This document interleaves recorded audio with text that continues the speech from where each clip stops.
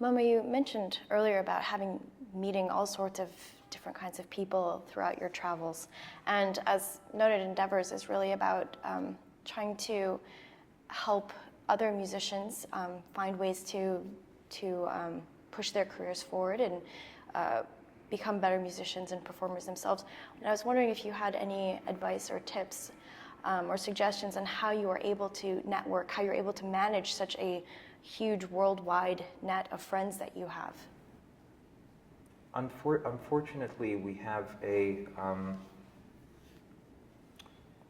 situation in the arts today, especially with composers. I think especially with composers and singers, actually, because they're the two. Is where everyone thinks that they can compose, just like everyone thinks that they can sing.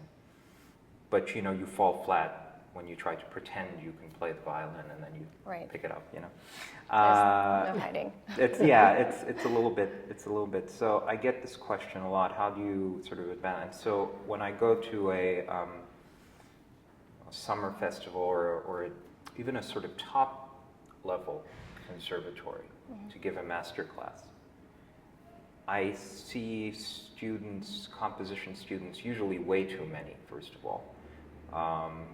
Tens of composition students. Right? Some graduate students, some older than me, on the doctoral level or whatever. And the young ones inevitably have the question. I think the older ones, if you're 35 and getting a doctorate, you've made a decision.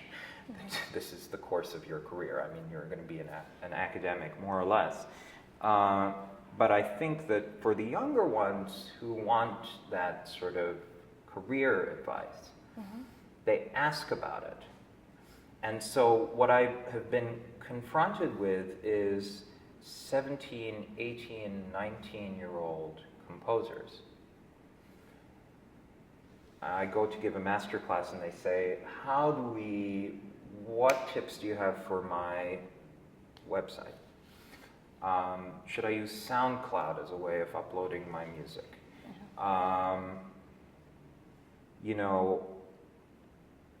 Is Rebecca Davis a good publicist? Is Stephen Swartz a good publicist? I mean, they know the names of the publicists who are doing the rounds. Is 21C Media Group any good?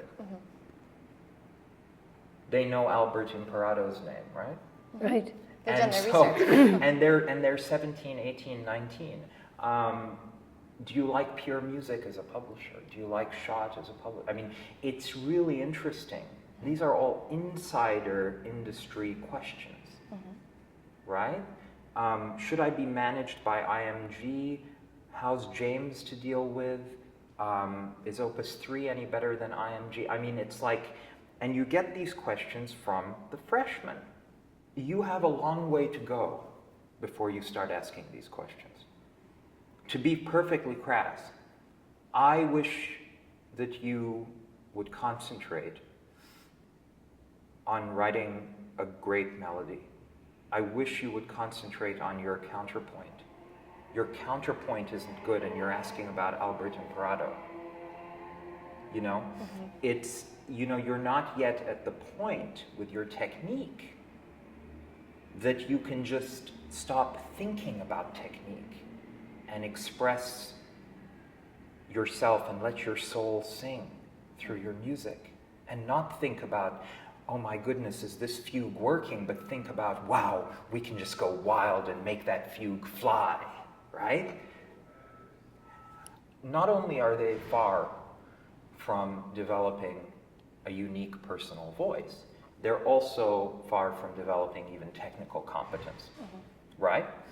If you don't have a unique personal voice, something to offer that nobody else can offer, a dramatic vision, a vision of storytelling, then forget about it.